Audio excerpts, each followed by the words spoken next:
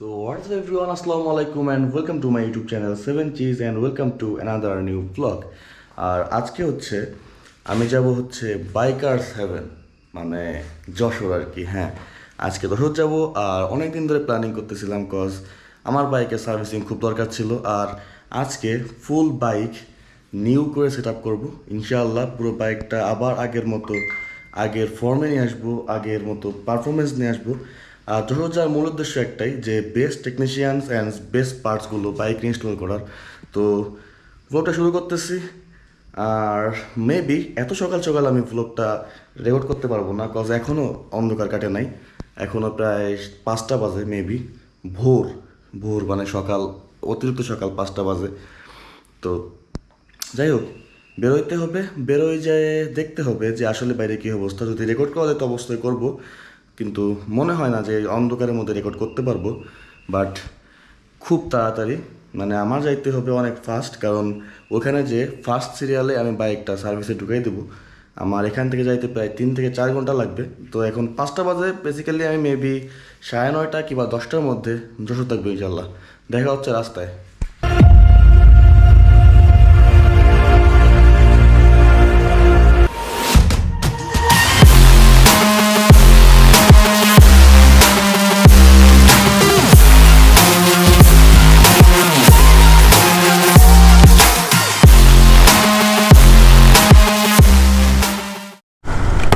What is up guys, সূর্যের আলো এখনও ঠিকঠাক মতো ওঠে নাই।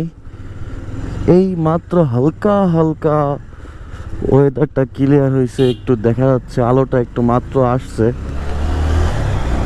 আর লিটারালি পেট্রোল নেওয়ার আগে নাকি যাইতে হবে ফয়সালকে নিতে।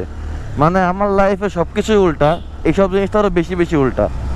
ফয়সালকে পিক করতে হবে, তারপরে আমি আচ্ছা করবো কি একেবারে শর্টকাট ইউজ করব, কারণ আমার কাছে রুট 2টা আছে। এক, রুট নাম্বার 1 যে আমি খুলনা ঘুরে তারপর যশোর যাই, অ্যান্ড রুট নাম্বার 2 যে আমি এই বাড়িতে ভাটিপাড়া হয়ে কাশিয়ানের ভিতর দিয়ে নড়াল হয়ে যশোর যাই। আর এই দুটা হলো হাইওয়ে, আর মিডিল একটা ওয়ে আছে, ওইটা হলো আমার জন্য অনেক অনেক বড় শর্টকাট, কজ ওই রাস্তাটা তেমন একটা সবার জন্য ইউজ হয় না, most of the time free থাকে।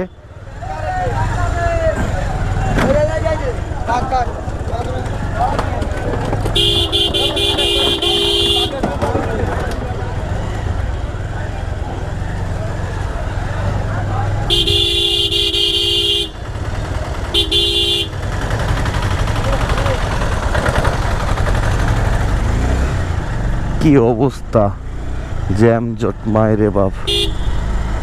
যাই হোক, ওই রাস্তাটা হয় কি বেসিক্যালি সবসময় ফ্রিই থাকে, কজ ওইটা হলো একেবারে এই দুইটার যে রাস্তা এর মাঝখান দিয়ে একটা রাস্তা যে সোজা যশোর যে রাখছে, কিন্তু রাস্তাটা একটু বলতে পারেন বাইপাস টাইপের সড়ক, কারণ এইটা হাইওয়ে ওইটা হাইওয়ে, কিন্তু এটা পুরোপুরি লোকাল রাস্তার মধ্যে তো চলে যাওয়া যাবে। আজকে আমি এটাই ইউজ করব, কজ আমার যা লাগবে অনেক অনেক ফাস্ট, যার কারণে আমার যেখানে শর্ট টাইমে কমপ্লিট হবে ওই রাস্তাগুলোতেই আমি আজকে রাইড করব। তো কাজের মধ্যে যেটা আকাশ হয়েছে আর কি, সেটা হলো আমি প্রথমে পেট্রোল নিয়ে আসা আসলেই ভালো ছিল, কজ আমি যতটা রাস্তা আসছি আমার ঠিক ততটা রাস্তা ব্যাক যাওয়া লাগতেছে। আর আবার আমার গোপালগঞ্জ থেকে পেট্রোল নেওয়া লাগবে, কারণ বাইপাসের মধ্যে কোথাও মনে হয় না ভালো কোনো ফিলিং স্টেশন পাবো, মনে হয় না পেট্রোল পাম্প পাওয়া যাবে না মেবি। এই জন্য আমি আবার গোপালগঞ্জের ভিতর চলে আসছি, মানে ভিতরেই ছিলাম, কিন্তু যতটুকু রাস্তা পয়সাকে নিতে আইছি অতটুকু রাস্তা আবার ব্যাক করতেছি। এখান থেকে পেট্রোল নিয়ে আবার ওই রাস্তা ব্যাক করব, মানে এক রাস্তায় 3 ঘুরলি হয়েছে লিটারালি। বিষয়টা আসলে আমারই বোকামি, আমার বোকামির জন্য এখন এই ভোগান্তি হচ্ছে আর কি।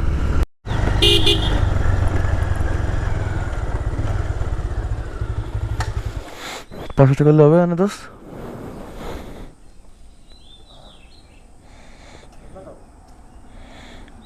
500।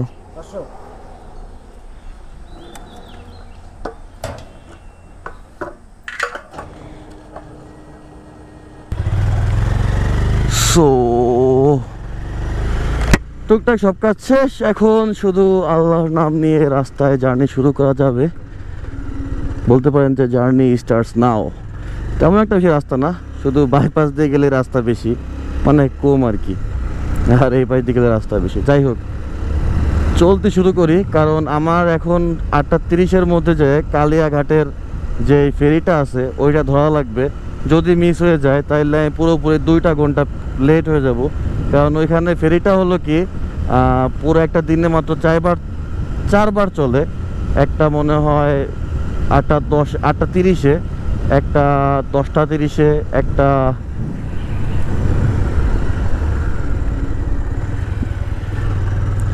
একটা চলে হলো আপনার 3টা মেবি, আর একটা 4টা বা 5টা এরকম টাইম একটা, মানে সকালে 2টা বিকেলে 2টা, এই 2-4বারই ফেরি আসলে ওখান থেকে চলে। তো আমার 8:30-এর মধ্যে কালিয়াঘাট থেকে ফেরিটা ধরা লাগবে এনি হাও। তারপর হলো বাকি কথা। তো গোপালগঞ্জের মধ্যে আর থাকার মতো কিছু নাই, যাবো যেহেতু নতুন শহরে, তো নতুন শহরে দেখাই।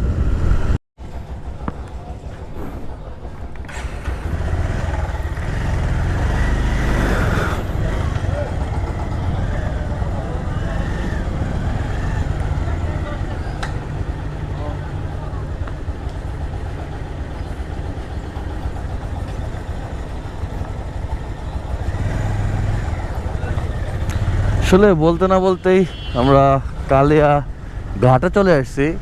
যদিও আমার কালিয়া উপজেলার ভিতরে যখন আমি যাচ্ছিলাম তখন আমি আসলে রাইড করতেছিলাম না, সব ফয়সাল রাইড করতেছিল, যার কারণে আমি আর অতটা রেকর্ড করতে পারি নাই।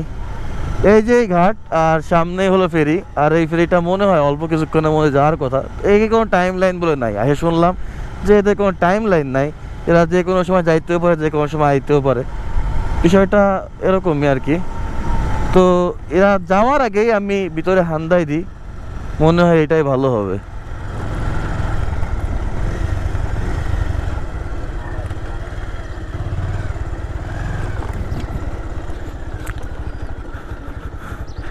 যখন আমি অনলাইন চেক আপ করতেছিলাম তখন দেখছিলাম আর কি যে এইটা 8:30টার সময় আর 10:30টার সময়, কিন্তু আয়সা শুনি যে আসলে এদের টাইম লাইন বলতে কিছুই নাই, এরা আসলে এদের মর্জির মালিক, মন মতো আর কি।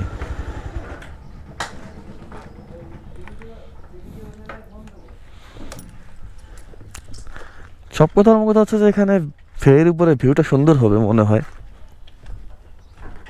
মনে হয় না, আসলেই সুন্দর। আর এটা হলো বন্যগঙ্গা নদী, অনেক শান্ত, একেবারে কাম। আরে কই স্রোত, এই নদীতে যদি ভালো নদী হতো ঢেউ থাকতো এই সময়। আর ওই যে মতন ব্রিজ করতেছে, প্রথম যখন ঢুকতে গেছিলাম তখন আমি আর ফয়সাল আসলে ভাবছিলাম যে এখনই ব্রিজ মেরে চলে যাব, কিন্তু কিছুক্ষণ আগে হইতে কিছু মাঝখানে 3টা প্যান, 1টা 2টা 3টা পদ্মা হইতো না, তাই না? এই 3টা প্যান নাই, পরে আসলে একটা জায়গার উপর টাসি খেয়ে ছায়া খেয়ে গেলাম। তো আসলে প্রায় 30%, প্রায় 40% রাস্তা শেষ, আর এভারেজ 70 or 60% রোড বাকি। এখন দেখা যাক, খুব তাড়াতাড়ি মনে হয় এই ফেরিটা ছাড়লেই আর তেমন একটা সময় লাগবে না। সো গাইস, ফাইনালি এখানের ফেরি পার হয়ে গেছি। আজকে আসলেই বুঝলাম যে এদের আসলে কোনো টাইম লাইন নাই, মনে হয় ইন্টারনেট আমাদেরকে আসলে ভুলভাল একটা বুঝ দিয়ে দিছে, কারণ যাওয়ার কথা 8:30টায়, আর এখন কত 7:30 বাজে নাকি,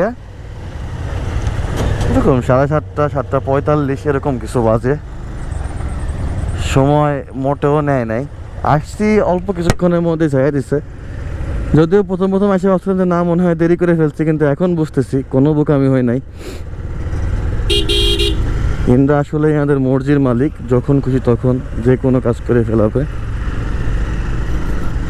এনিওয়েজ গাইস, আমি তো এখন এই ভাঙ্গাচোরা রোড দিয়ে মোটামুটি একটা ভালো একটা রাস্তা ধরতে হবে সবার আগে, মূল কাজ যেটা হলো মেইন টাস্ক। তারপরে আবার এখান থেকে এখন আমি পুরোপুরি নড়াইল জেলার ভিতরে, মানে নড়াইল সদরের ভিতরে প্রায়। এখন নড়াইলের পাশ দিয়ে সুন্দর একটা বাইপাস ধরে ঢুকে যাব যশোরের মধ্যে। কিছু টাইম লাগবে, তো মূল কথা হচ্ছে যে যাবো যেহেতু নতুন শহরে, ভিডিও হবে নতুন শহরে, গ্রামের মধ্যে কি কি। তো আসলে ব্যাপারটা হয়েছে কি, আমি একেবারেই বলতে পারেন যে নড়াইল জেলার মধ্যে আমি যাই নাই, এত পরিমাণ বাইপাস মারছি যে জেলার পাশ দিয়েই বার হয়ে গেছে, একেবারে মেইন টাউনের পাশ দিয়ে। এখন এখান থেকে আর মনে হয় 20 কিলো বা 22 কিলো রাস্তা আছে বাকি আমার যশোর ঢুকতে, যশোরে এন্ট্রি করতে। বাট প্যারা হলো, যেখানে আমি কথা বলে রাখছি সেখানে আমাকে টাইম দিচ্ছে, ওপেনিং টাইম 11টা। তো আমি ভাবতেছি যে 11টার সময় এত আগে চলে আসলাম, 2টা ঘন্টা কীভাবে টাইম স্পেন্ড করব, ওটা নিয়ে একটা প্যারা। ওটা নিয়ে প্যারা বলতে কি, ওটাই বড় প্যারা।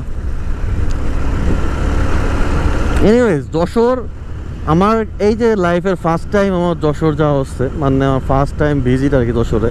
আমি আগে পরে যশোর তেমন একটা যাই নাই, মানে যাই নাই তেমন একটা বলতে কি, আমি যাই নাই, এটাই পুরো ফার্স্ট টাইম। আর আসলে ওইখানটা হলো কি, মানে প্রত্যেকটা বাইকারের জন্য এটা হলো বাইকার 7। মানে আপনি যে বাইক নেন, আপনি যে বাইকের যাই নেন, আপনি যশোর যাবেন, সব কিছুর পার্টস অ্যাভেলেবেল বেশি, আর সব কিছুর প্রাইস অনেক লো।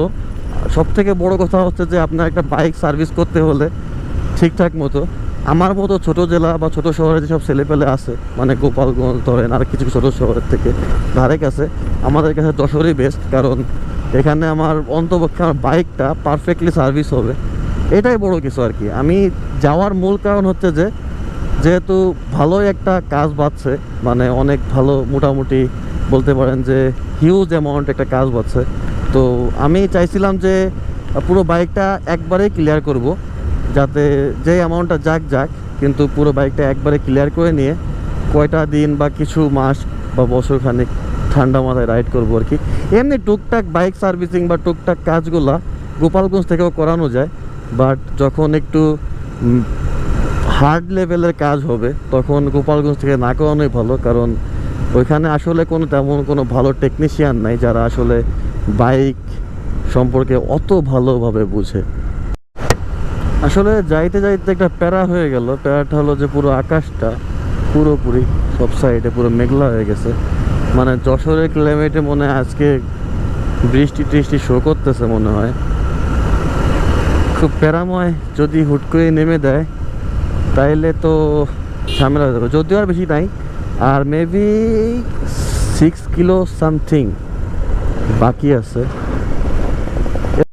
সো উই আর ইন কই এই রোডে।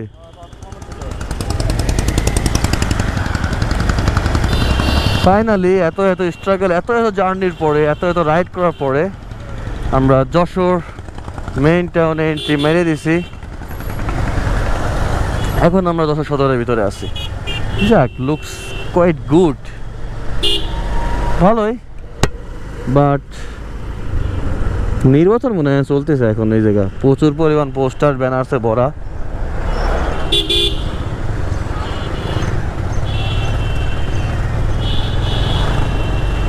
মাঝখানে রোডে হয়েছে কি, আমার বাইকের টায়ারটা নষ্ট হয়ে গেছে। তো আমার যেখানে তো কথা বলা ছিল সেই গ্যারেজটা সামনে 550 মিটার সামনে, আরও অনেকটা ভিতরে আর কি।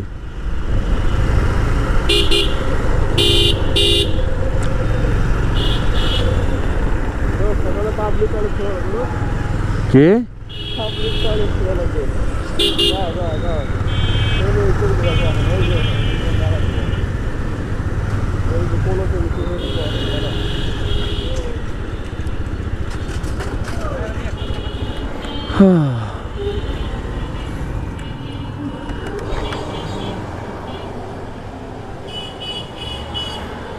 আসলে যেটা ভাবছিলাম এটা বাইকার হবে, কিন্তু বাইকার হবে না, বাইকেরই অভাব খুব।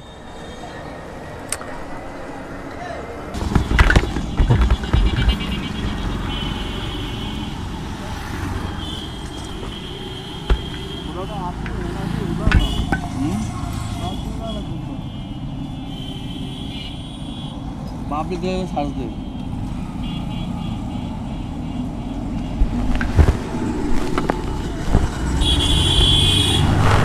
গুগল ম্যাপসে পাবলিক টয়লেটের সার্চ দে।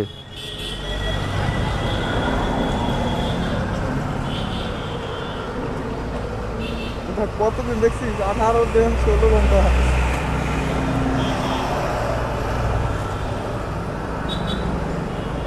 কি লেখছিস পাবি কি কি এই যেটা শহরের নাম বিদেশে একটা শহরের নাম বিটা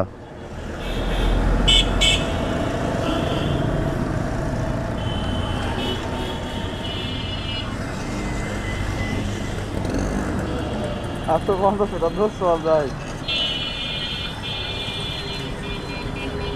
আরো মিটার বাইটে কোয়ানে কোন দিকে তো ইতিমধ্যে আমাদের ফয়সালের আগু চলে আসছে এখন আমরা পাবলিক টয়লেট এই ডানে পাবলিক টয়লেট খোঁজা লাগবে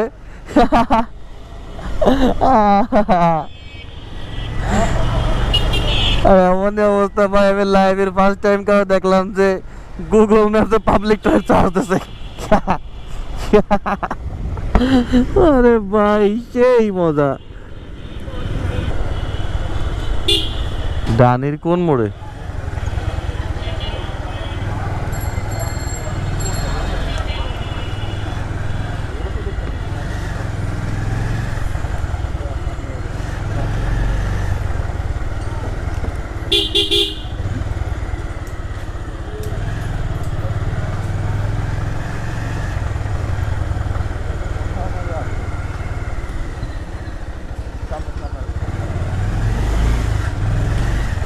আমার কাছেও মনে আছে না দোস্ত মানোয়ার নামো তুমি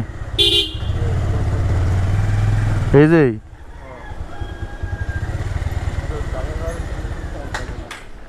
কাউন্টার দাও ছিল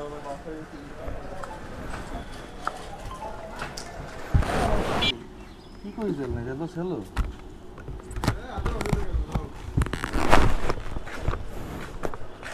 কই রে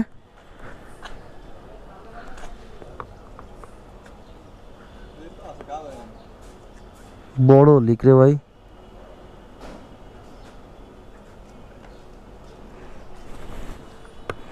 দূর ঘোড়ার ডিমের রাস্তার অবস্থা বাজে একেবারে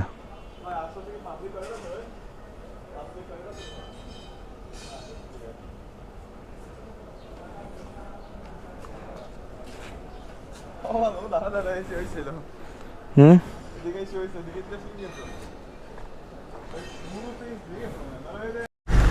তো বেসিক্যালি বিষয়টা হয়েছে কি ফয়সালের সাথে গুগল ম্যাপও বেইমানি করে এসেছে গুগল ম্যাপ বলছে যে এখানে পাবলিক টয়লেট আছে আগে দেখি যেখানে কিছু দোকানপাট ছাড়া কিছু নাই মানে গুগল ম্যাপেও ফয়সালের সাথে যখন পাইজলামতে করে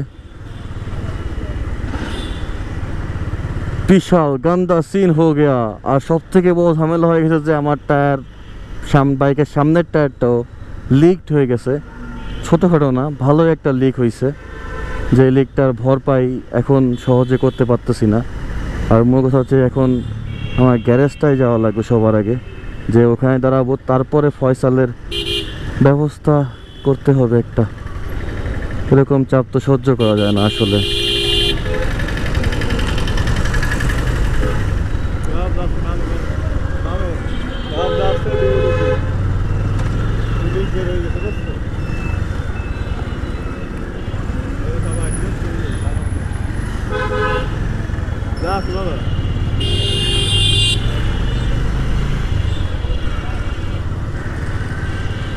same but different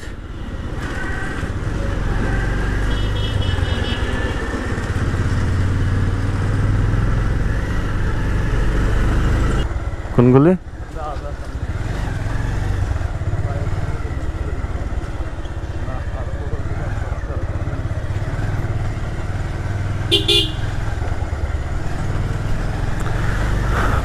কালার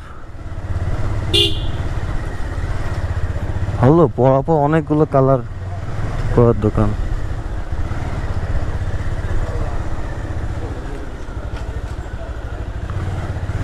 তো সব তো কালার করে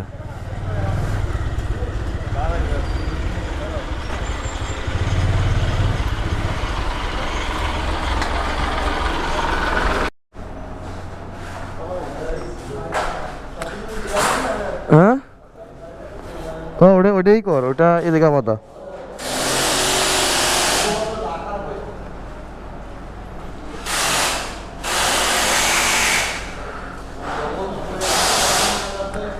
রনি ভাই,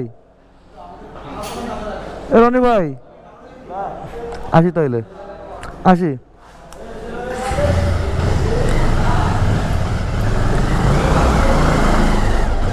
আসলে বিষয়টা হলো গাড়ি পাঙ্কা হয়েছে তো আমার এই তো গিয়ার বক্সটা গিয়ার লিভারটা অ্যাডজাস্ট হয়নি আমার।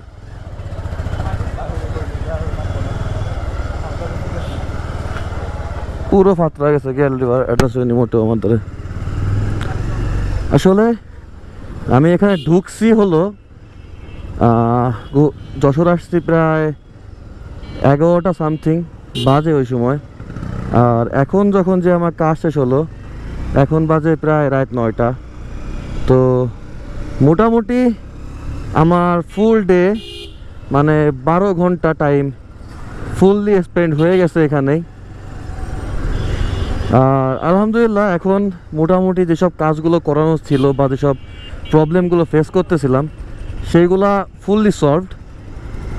ভালো লাগতেছে নিজের কাছে যে বাইকটা অন্তপক্ষে এখন আবার আগের কন্ডিশনে ফিরে আসছে। নাইটে আমি আর একটা কথা হলো যে আমি যখন বাইকটা গ্যারেজে নিই তখন আমি ভিডিও করতে পারিনি, কজ সামনের টায়ার পাঞ্চার হয়ে যাওয়াতে আমি ভ্লগ বানাইতে পারিনি, কন্টিনিউ করতে পারি নাই। আমি বাইকটা লিটারালি ঠেলেই নিয়ে গেছি গ্যারেজে। তো যাই হোক, রাত হয়ে গেছে। আর আমার মূল কথা হলো যে আমার একটা কষ্ট থেকে যাবে আজীবন যে আমি এই শহরের কিছুই দেখতে পারলাম না।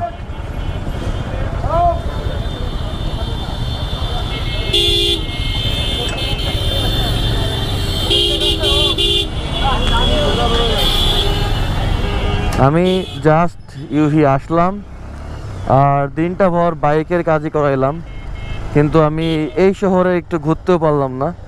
যাই হোক, যশোর আর একটা সময় আসবো। আর সবাই বলে না যে যশোর বাইকার হ্যাভেন কেন?